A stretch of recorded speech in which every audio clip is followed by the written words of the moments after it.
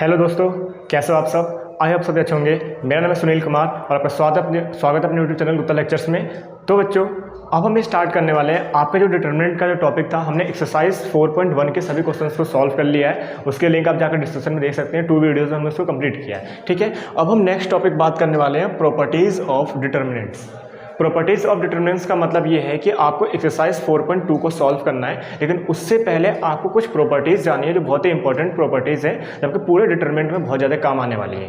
Right, तो हम एक एक करके हम प्रॉपर्टीज़ को समझेंगे और देखेंगे कि सारी प्रॉपर्टीज़ क्या होती है। तो चलिए स्टार्ट करते हैं। सो बच्चों, फर्स्ट प्रॉपर्टी है हमारे पास। देखिए, फर्स्ट प्रॉपर्टी क्या दी हुई है, the value of the determinants remains unchanged if its rows and columns are interchanged.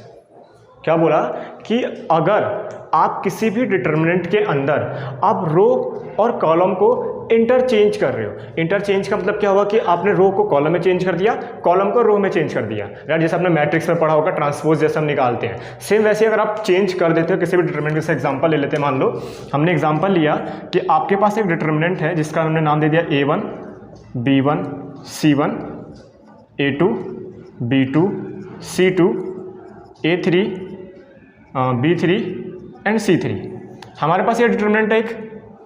Right, अब मैं इसको क्या कर रहा हूँ, इंटरचेंज कर रहा हूँ। क्या कर रहा हूँ मैं, इंटरचेंज। इंटरचेंज का मतलब ये हो गया आपका कि मैंने क्या कर दिया, इसके रो को कॉलम में चेंज कर देता हूँ, रो को कॉलम में। तो इसका मतलब क्या हो जाएगा, देखो A1 B1 C1, तो A1 B1 C1 ऐसे आ जाएगा, फिर A2 B2 C2, फिर A3 B3 एंड। तो ऐसे अगर आप क्या करते हो, इंटरचेंज कर देते हो किसी भी रो को कॉलम में, row and columns are interchange, कि रो और कॉलम में आपस में क्या हो रहा है, इंटरचेंज हो रहे हैं, कि रो कॉलम बन जा रहा है, कॉलम रो बन जाता है। अगर आप ध्यान से देखोगे, देखो A1 B1 C1, ये पहले क्या था, ये पहले आपका रो था, रो 1। अब ये A1 B1 C1 क्या बन गया, देखो ये कॉलम 1 बन गया। राइट, तो आपने रो को किस में चेंज कर दिया, कॉलम में। तो इन दोनों की जो वैल्यू होने वाली है वो क्या रहने वाली है, रिमेन्स अनचेंज्ड। रिमेन्स अनचेंज्ड का मतलब इनकी वैल्यू क्या है, इक्वल ही रहने वाली है, इनमें कोई चेंज नहीं आएगा, इनमें कोई चेंज नहीं आएगा। आई होप आपको समझ में आया होगा प्रॉपर्टीज नंबर 1 क्या कहती है, कि अगर आप किसी भी रो और कॉलम को आपस में इंटरचेंज कर रहे हो, सभी रो को कॉलम में चेंज कर दिया आपने और कॉलम रो में हो गए, मतलब इंटरचेंज हो गए, दोनों एक दूसरे से बदल गए, तो उनकी जो वैल्यूज़ में कोई फर्क नहीं पड़ेगा। अगर आप डिटरमिनेंट की वैल्यू फाइंड करोगे 3/3 या 2/2, जो भी आपकी डिटरमिनेंट होगी उसके हिसाब से अगर आप सॉल्व करोगे वैल्यू को, डिटरमिनेंट की वैल्यू फाइंड करोगे, तो उसकी वैल्यू में कोई चेंज नहीं आने वाला है, वैल्यू इक्वल ही रहने वाली है।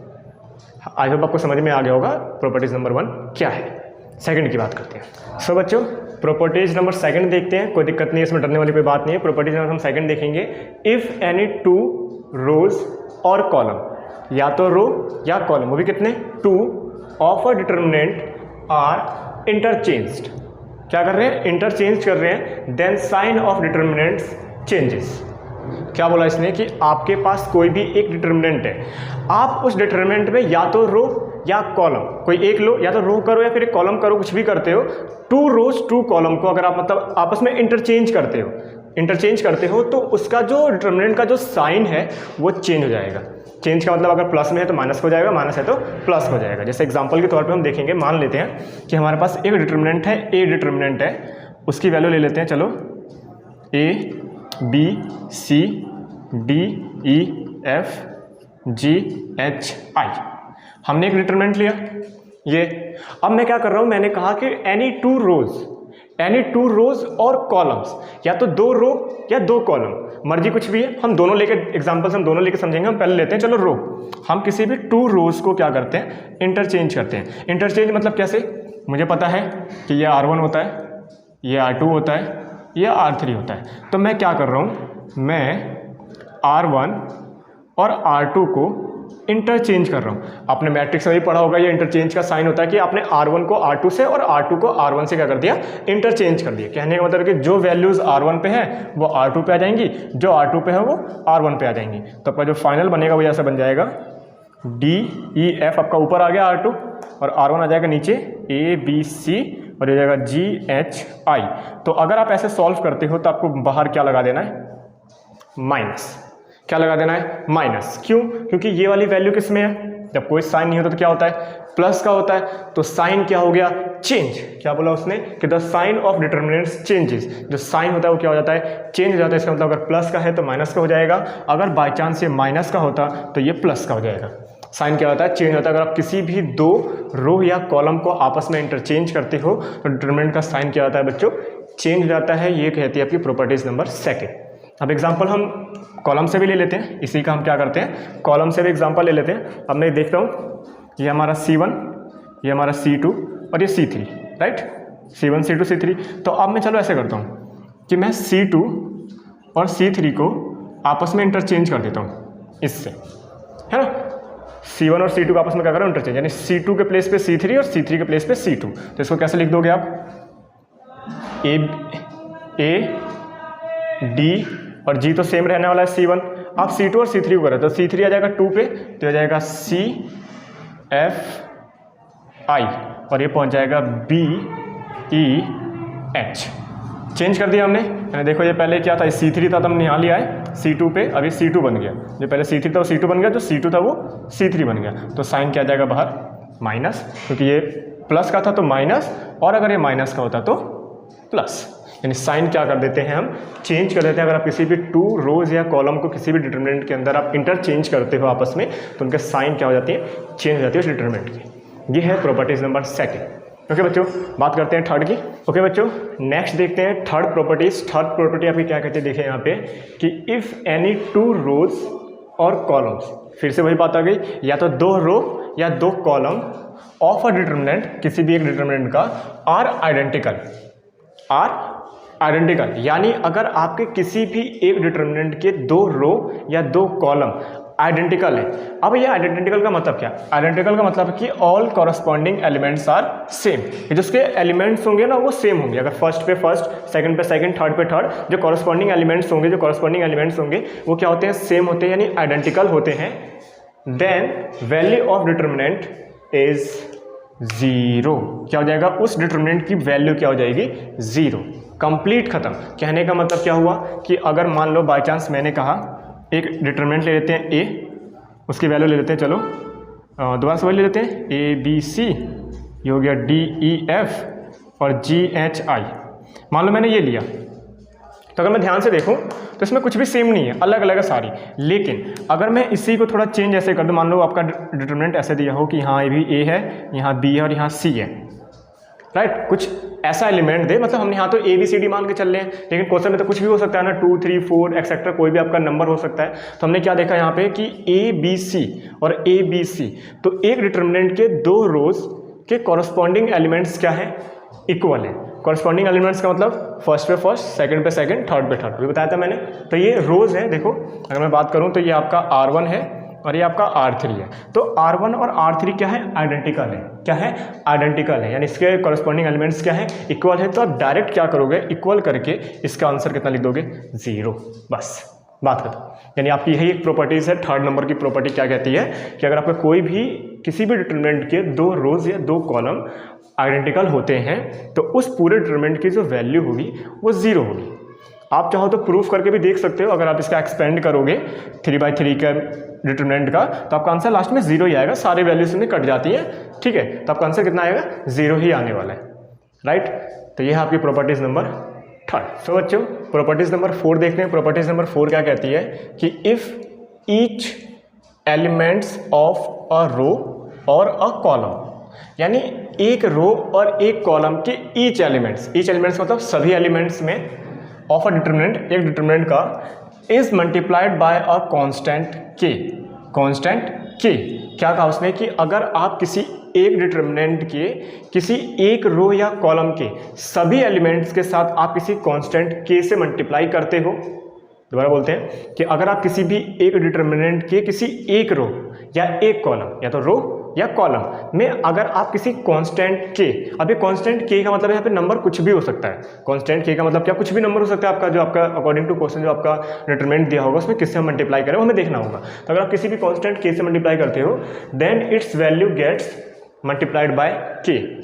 तो उस पूरे डिटरमिनेंट की वैल्यू निकाल के फिर उसके बाद आप उस के से मल्टीप्लाई कर दो तो वो उसके इक्वल ही हो जाएगा। समझाते हैं, कोई दिक्कत नहीं है, डरने की कोई बात नहीं है। देखिए मान लेते हैं आपके पास कोई एक ए डिटर्मिनेंट है, A B C D E F G H I, हमने ये लिया।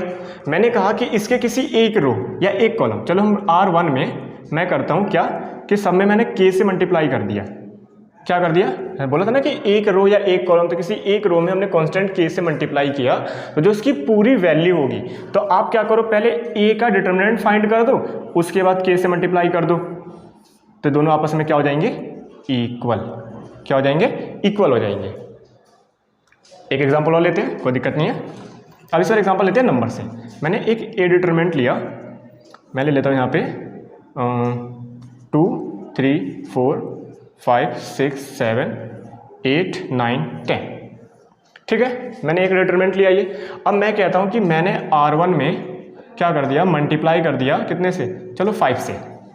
R1 में मल्टीप्लाई कर दिया मैंने कितने से, 5 से। तो इसका मतलब क्या है कि 5 की मल्टीप्लाई 2 के साथ भी होगी, 5 की मल्टीप्लाई 3 के साथ भी होगी और 5 की मल्टीप्लाई 4 के साथ भी होगी, अकॉर्डिंग टू प्रॉपर्टी। ठीक है, हमने क्या कर दिया, के यानी कॉन्स्टेंट्स हमने मल्टीप्लाई किया। तो अब उसके बाद मल्टीप्लाई करने के बाद अगर आप इसकी वैल्यू फाइंड करो, आप इसका 3/3 का डिटरमिनेंट फाइंड करो, अब ये कितना हो जाएगा, अब ये जो वैल्यू हो जाएगी आपकी, ये हो जाएगी 2 5 10, 3 5 15 और 5 4 20, 10 15 और 20 हो गया। उसके बाद आप क्या करो, 3/3 का जो डिटरमिनेंट आप सॉल्व करते हो उससे आप सॉल्व कर लो, इसकी वैल्यू फाइंड कर लो। कर लिया फाइंड, कुछ ना कुछ आंसर आएगा इसका, आप उसे अलग रखो, कुछ ना कुछ आपका आंसर आ गया, राइट। अब क्या करो कि बिना मल्टीप्लाई किए, आप 5 से मल्टीप्लाई मत करो, 2 3 4 लेके आप इसके डिटरमिनेंट की वैल्यू फाइंड करो, इस डिटरमिनेंट की क्या करो, वैल्यू फाइंड करो, उसके बाद मल्टीप्लाई कर दो 5 से, है ना। तो आपस में क्या होंगे, ये इक्वल ही होंगे। तो वही कहा इसने कि अगर आप किसी भी एक डिटरमिनेंट के किसी रो या कॉलम में किसी के कांस्टेंट से मल्टीप्लाई करते हो, तो वो पूरी डिटरमिनेंट मल्टीप्लाइड बाय हो जाती है किसके, के कि आप उस पूरे डिटरमिनेंट की वैल्यू निकालो, उसके बाद आप मल्टीप्लाई करो कांस्टेंट से, तो वो इक्वल ही रहने वाले हैं। आई होप आपको समझ में आया होगा। अगर आपको नहीं समझ में आया तो दोबारा से पीछे करके देखिए, आपको अच्छे से समझ में आ जाएगा। बार बार मैंने रिपीट करने की कोशिश करिए, ठीक है। देखते हैं नेक्स्ट प्रॉपर्टी। सो बच्चों देखते हैं नेक्स्ट प्रॉपर्टी, आपकी प्रॉपर्टी नंबर 5 क्या कहता है कि if some or all elements of a row और a column of a determinants are expressed as sum of 2 or more terms, then the determinants can be expressed as sum of 2 or more determinants। क्या बोला इसने ये कहा कि अगर आप किसी डिटरमिनेंट के एक रो या एक कॉलम में आप 2 या 2 से ज़्यादा टर्म्स को क्या कर देते हो, सम कर देते हो, 2 या 2 से ज़्यादा टर्म्स को क्या कर देते हो, सम कर देते हो। एग्जांपल पे दिया हुआ देखो, किसी एक हमने ये रो लिया, हमने इसमें 2 एलिमेंट्स क्या कर दिए, 2 टर्म्स हमने क्या कर दिए, ऐड कर दिए, 2 टर्म्स हमने ऐड कर दिया, ठीक है। Then the determinants can be expressed as the sum of 2 or more determinants. अगर आपने 2 ऐड किया तो 2 डिटरमिनेंट्स में हम उन्हें एक्सप्रेस कर सकते हैं, 3 तो 3, 4 तो 4, मोर मतलब मोर। तो इसका मतलब क्या है, इसको आप ऐसे एक्सप्रेस कर सकते हो। देखो इसको एक्सप्रेस करने के लिए आप ऐसे कर सकते हो कि जैसे लैम्डा लैम्डा लैम्डा, सब में क्या हो, चलो इसको हम ऐसे मान लेते हैं लैम्डा 1 लैम्डा 2 एंड लैम्डा 3, ठीक है। आपने ऐसे एक्सप्रेस किया, ऐड किया इनको, तो इसका मतलब ये है कि आप इसे ऐसा लिख सकते हो, देखो A1 B1 C1 A2 B2 C2 A3 B3 C3, ऐसे कर दिया। फिर क्या लगा दोगे यहाँ पे, प्लस, क्योंकि यहाँ पे क्या हो रहा है, प्लस हो रहा है ना, तब आप इसको अलग से ऐसे लिख सकते हो। अब ये बन जाएगा आपका लैम्डा 1 लैम्डा 2 लैम्डा 3, ठीक है। फिर यहाँ पे क्या है, B1 B2 B3 C1 C2 C3, यानी जो भी चीज़ आपके इसमें ऐड हो रही है ना, 2 एलिमेंट्स 3 एलिमेंट्स आपके जो ऐड हो रहे हैं, जो अलग अलग जो इनका सम हो रहा है, ये सम ऑफ 2 और मोर टर्म्स, तो इनको आप अलग अलग डिटरमिनेंट्स में एक्सप्रेस कर सकते हो। जैसे यहाँ पे A1 A2 A3, तो A1 A2 A3 हमने एक साथ ले लिया। अब क्या कर लिया, लैम्डा 1 लैम्डा 2 लैम्डा 3, अब इनको हमने एक साथ ले लिया, तो इनको अलग अलग हम क्या कर सकते हैं, डिटरमिनेंट में क्या कर सकते हैं, इनको हम चेंज कर सकते हैं, ठीक है। Can be expressed as sum of 2 or more elements, more determinants. इसका मतलब मोर का मतलब क्या हो गया, जैसे बाई चांस अगर मान लो मैंने कहा कि इसमें मैंने एक चीज़ और ऐड कर दी, चलो हम क्या कर लेते हैं, अल्फ़ा 1 अल्फ़ा 2 और अल्फ़ा 3 कर लेते हैं। तो इसका मतलब क्या है, प्लस के साथ आपके यहाँ पे क्या जाएगा, अल्फ़ा 1 अल्फ़ा 2 अल्फ़ा 3, और ये हो जाएगा B1 B2 B3 C1, C2 and C3। ये आप 3 डिटर्मिनेंट्स में क्या कर सकते हो, इनको एक्सप्रेस कर सकते हो। अगर हमारे कभी भी प्रूफ करने के क्वेश्चंस जो आते हैं, अभी हम सॉल्व करेंगे जो क्वेश्चंस 4.2 के, उसमें सारे ये आएंगे आपके, ठीक है। जो जितने भी प्रॉपर्टीज सारी यूज़ होने वाली है, तो आप ये प्रॉपर्टी जैसे यूज़ कर सकते हो।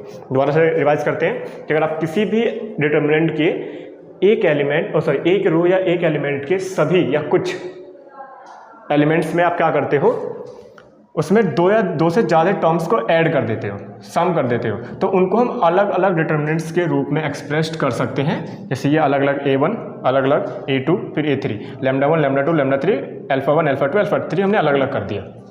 राइट, क्लियर यहाँ तक आपको? तो बच्चों ये वीडियो सिर्फ आपकी जो प्रॉपर्टीज़ के बेस पे मैंने बनाई थी कि आपको सिर्फ प्रॉपर्टीज़ आपके जितने भी डिटर्मिनेंट्स के हैं वो अच्छे से आपको क्लियर हो सके। तो अब हम बात करेंगे 4.2 के जो क्वेश्चंस हैं वो हम नेक्स्ट वीडियो से बात करेंगे। आप चाहें तो आप लिंक डिस्क्रिप्शन में देख सकते हैं, पूरे इस चैप्टर की प्लेलिस्ट है, आप जाइए वहाँ पर आराम से एक एक चीज़ को देखिए। स्टार्टिंग से आप देखेंगे 4.1 से आपको समझ में आएगा इस चैप्टर के बारे में क्या है। तो ये प्रॉपर्टीज़ हैं आपके 5 तक, बाकी अगर और कुछ आता है तो हम क्वेश्चन के साथ ही सॉल्व कर लेंगे, ठीक है बच्चों। तो अगर कोई वीडियो पसंद है तो वीडियो को लाइक करना बच्चों। अगर आप चैनल पर नए हैं तो चैनल को सब्सक्राइब करना मत भूलना, जिससे हमारी वीडियो अपलोड होते ही तुरंत आपको मिल सके। ओके बच्चे, प्यारे बच्चों, थैंक यू।